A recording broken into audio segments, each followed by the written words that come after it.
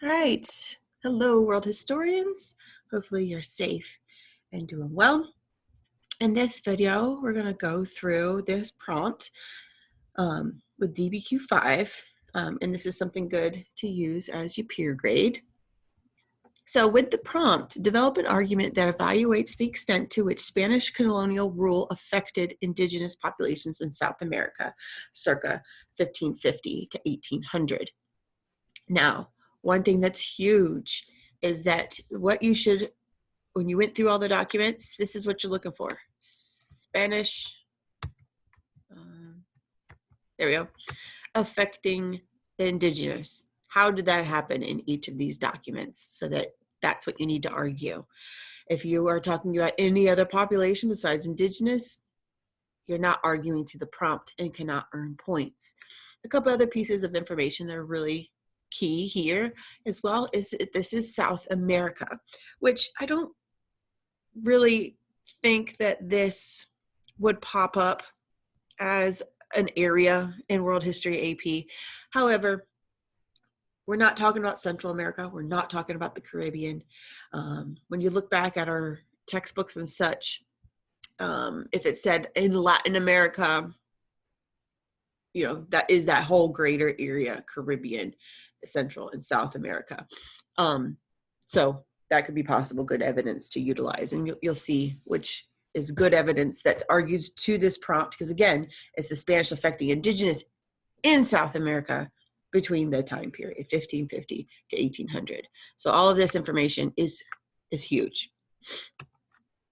So with contextualization, because that's usually what everyone tackles first. So got some bullet points of some things that would be good contextualization.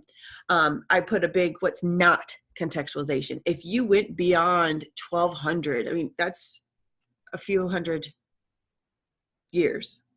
That is just too far back. I saw some students, talk about the junks and that the Chinese invented the compass and those things. That's going too far back, and you would not earn contextualization unless you did one of the other things successfully, linking it to the prompt. Imperialism and social Darwinism, especially what I've noticed with students using these is they're saying prior to this time period. No, social Darwinism and imperialism is after 1750, at least the imperialism that I saw that people were describing, because essentially the colonial Spanish is a type of imperialism, but we don't necessarily address it as imperialism until that imperialism era of 1750 and beyond. And you see, I got multiple bullet points here, a good, like, big, broad piece about, why the Spanish are in these indigenous populations. Why are the Spanish colonizing South America is kind of what you want to contextualize to get to our prompt.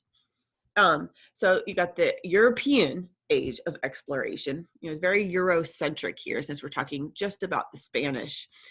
So you could talk about Europe is a really great, overall, what is Europe doing? Why are they over there in South America? What leads them to South America? You do have improvements in cartography and ship equipment. We have, the lateen sails that are utilized on, these new ships. And the first one there is really the key one that the Spanish use is the carack, not necessarily the other ones as much. At least they're the ones that invented that particular boat. The other one I saw that was successfully contextualized is, looking for new trade routes. Now you can't just say, oh, need new trade routes. You need to have that described. So it could be that, the Italians or the Ottomans are controlling the trade, in the East. You wanted a faster route to get the spices is acceptable, but you could not just say, Christopher Columbus needed to find a new trade route. Well, why? You got to explain it. Got to describe that. The Columbia Exchange, I threw in there with contextualization as well. That the key thing there is you're finding the goods that you want to bring back to Europe, and then you're finding the good soil to be able to utilize in the Americas too, and kind of take advantage of that. I don't think too many people utilize the last two in contextualization, but they work, the mercantilism, why you are so eager to have, the silver and whatnot. And then again, with America's being isolated, they have all this silver and gold. They have all this new food that they've never seen before. And then also they have, all this great land. So those are all some key things that you contextualize. Now, these are not all inclusive. There could always be something else that's not on this list that could work. These are just some of the ones that I think are the most popular and that work well.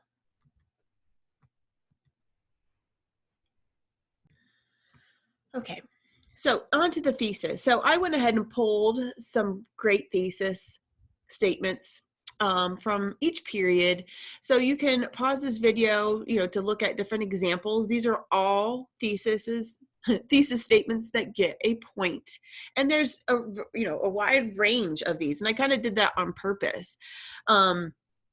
Like looking at these ones, while it opened up few economic benefits, the it was probably described in the connector there. The Spanish colonial rule had negative effects on the indigenous populations circa 1550 to 1800 because it brought heavy mistreatment, forcing them into labor, increased risk of conflict or revolt, and constraining them to new religious beliefs. So there you have historically defensible, specific evidence of how the indigenous populations were affected. These ones follow, the key formulas I give you, and they do it very well in second period. In third period, I've noticed a lot of y'all like to put the prompt piece first, and that works.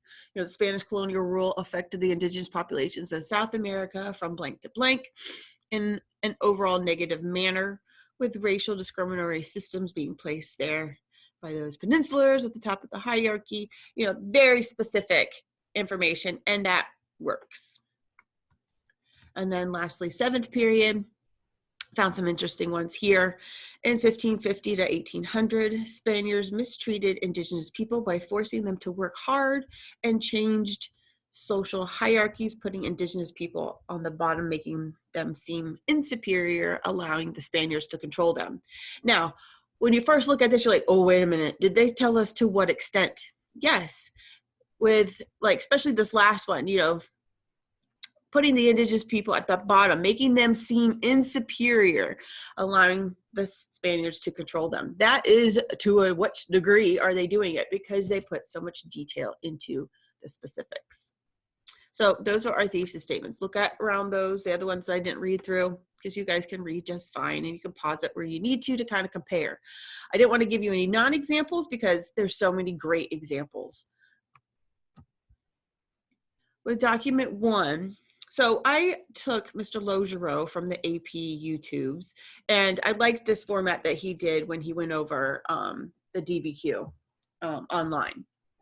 So pretty much here, one of the biggest things is make sure before you read into that document, you understand that source line. Like if you're going to be printing out the documents, highlight, underline those things like we practiced when we did these in class. If not, this is the key things that I would almost jot down. So from that source line with document 1. Now, when you're grading these peer grades, you should have that document in front of you with the 5 documents, our DBQ 5. So that you can refer back to them. Believe me, I do it all the time, and you guys should as well. So the source line here, we got the Dominican priest, and this is a short report describing the Indies. The main idea is you have this tyrant governor killing natives, trades for goods, or uses them in the gold mines. So how would this support the argument? The Spanish exploited Yucatan people for slave labor, as we saw that almost in every single thesis statement mentioning this. So it's perfect. And then possible sourcing. So Bartholomew de las Casas is a Dominican priest. He's bound to prayer, study, and community, being a Dominican priest, to serve God's will. Priests were often, known and have different accounts that, they stood between the colonists and indigenous to help resist any forced slavery. So it's kind of interesting. It's not, it makes total sense that, he's talking in doing this report showing with the, the kind of descriptive behavior about him being a tyrant in this instance. So that is a possible way to kind of show his point of view and his purpose behind this document, reporting on these unchristian type of activities that are going on.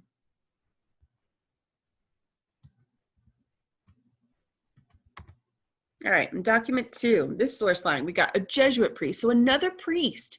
And there is a little bit of a difference between the Dominican priest and the Jesuit priest. Some people think of the Jesuit priest as being a little bit more high up there because they were, like picked by the Pope, essentially. They were big, huge missionary, what's the word I'm looking for? Yeah, they were big on missionaries. So the big thing here is we got another priest. And this one's writing to the Spanish king. Now, the main idea, we're identifying, the mixing of people. We see that they put their opinion in there who are less worthy, that these could outnumber the Spaniards in revolt to take over control. So how does this show affecting the indigenous populations? Spanish are segregating people in castes or castas based on race to show their social inferiority. A lot of y'all were looking at also that the possible indigenous people could revolt. It doesn't say it is, it's just speculation about what this Jesuit priest is seeing. So sourcing this, plays really well. You can really have document 1 and document 2 kind of talk together because it's interesting. You have one that seems like, the content is like, look how horrible this governor is treating the indigenous people. And then here you're kind of talking down upon the indigenous people. And they're both from priests. So that's definitely a conversation that you could have in your essay. About how this man is a Jesuit priest. So he's supposed to act a certain way, but we see that he's kind of being, a little, racist in a way. Now, of course, that wasn't seen as bad back then necessarily, that you're just grouping people. But when you do have the social inferiority, that does, lead into, non-Christian ways, especially for a priest. Now, another possible piece is that the king might have asked for this information. Like if you're thinking about the audience, this is writing to the king might have been like, hey, let me know about, the population itself, or whatever the situation may be. So that's something that you could have with the audience.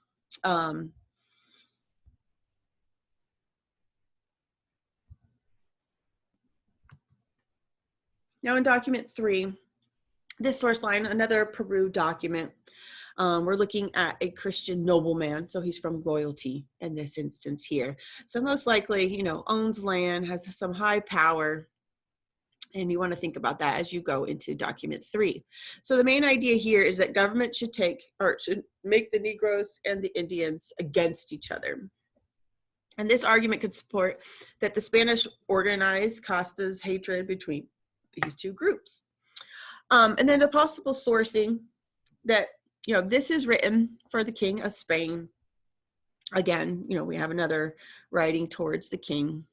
And noblemen, kind of putting yourself in the shoes of this author for point of view. They usually believe to be superior, because they are a noble. They're coming out of, the feudalism era. And, they're going to be threatened by others that might do things or threatened by others that might take over their power. So they might do malicious things to keep their power. With document 4, with this source, you got a king's representative. And this is the official execution order of Tupac, which is Tupac Amaru II, if I'm not mistaken. He is, one of the key leaders of the Incan Empire at the time. The main idea in this doc is, a request to eliminate the indigenous clothing. And the argument could support that Spanish are forcing, the assimilation of the Incans to Christian life. Now, I went with historical situation for document 4, because you just get you see that this is the execution order of Tupac. So it's like, oh, I know what Tupac did. He was a leader in the uprising against Spanish rule, who wanted to, return to the agrarian society and having that equal stature that was there beforehand. Tupac was personally resistant to Jose Antonio, the author. And they really built up this huge animosity towards each other. So, this, really good to put into the historical situation, because you can even go into the point of view of the author possibly as well. With Jose, thinking, he's going to throw out anything he can to get rid of Tupac in this situation. Now in document 5, this source line, this is a newspaper reporting. There's no real author, it's just the newspaper. This is the first newspaper in the area of Peru. And it's talking about the Mita labor departures. So the main idea here is this is a description, or, of the depression and the sadness of those leading to the labor mills of Potosi, the silver mills. So this argument could support that the Spanish exploited Indians in the Mita labor itself. And possible sourcing is talking about the Mita system, was an Inca labor system, a labor obligation, in which the young men were required to devote a certain amount of labor to public works projects. And then the Spanish took it into a coerced labor system. They're like, oh, you're familiar with this system? Well, this is how we're going to get you guys. This is how we're going to force you into working for us and, getting the silver out of these mines. So, took a very well, kind of, civic duty that men in the Incan society utilized, to work. And it would be like in America, if we did this, right when you get out of high school, it was like mandatory, labor service, or you go to college or something, or you work on the roads and you work on buildings, things to better the community. That's what the Incans used. And then the Spanish twisted it and made it bad.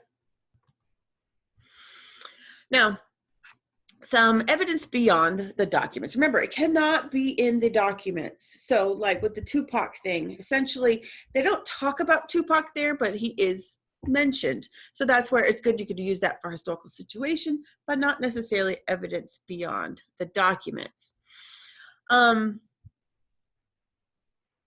Some of the successful evidence beyond the documents with the encomienda and the hacienda system. Now, a lot of people relate that to like the Mexico area, but when you look at, textbooks and whatnot, it says in Latin America.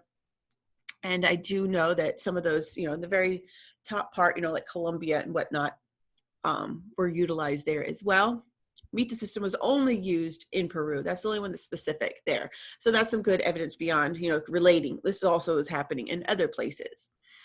The Haiti Revolution, especially with looking at those documents that they were worried about revolting, then you could, pull in the Haiti Revolution that is going on at the latter part of our time period for this prompt. Mercantilism, why you need all this forced labor, could be some evidence beyond the document that you could use here as well. Now, if that was used in the context, you cannot use it as evidence beyond the document too. The need for African slaves, because the disease had killed off, the smallpox killed off the major population. That can also kind of go in with, the mixing into the social situations that we saw in the documents. We have a lot of religion, essentially, in these documents, not directly in the documents. We just see the priests. Well, we don't necessarily see exactly the only reference, it was pagan clothing in the one document. But we have syncretic religions. Specifically, I don't even know how to pronounce it, but the C one there is happening in South America. And then a little bit of Santeria. Most people think of that as, being in the Caribbean, the Cubans, but it does feed down into Colombia and those areas there. So it is in South America. And then just the Roman Catholic Church, and thinking about how that is affecting the indigenous populations. Some things that are not evidence beyond the document that I saw are really come outside of the time period that you guys are talking about. And it's great. I'm like, oh, but it's in the wrong time period. You cannot talk about anything that is beyond 1800. So the Pueblo revolts that happened out in, the 19th century. Simon Bolivar is a little bit, but those successful revolts are in the latter half, in the 1800s as well. Again, must be South America, must be affecting the indigenous. You can't talk about how slaves have, the chattel slavery that they're being used for, because that's not indigenous. So that's one thing that wouldn't necessarily be used for evidence beyond the documents. And that equals up to our 9 points. So with the peer grade this week, I'm having you go through and talk about if they earned the different 9 points. So you really are getting to know the rubric as you grade through, and then you award them their points at the end. And know that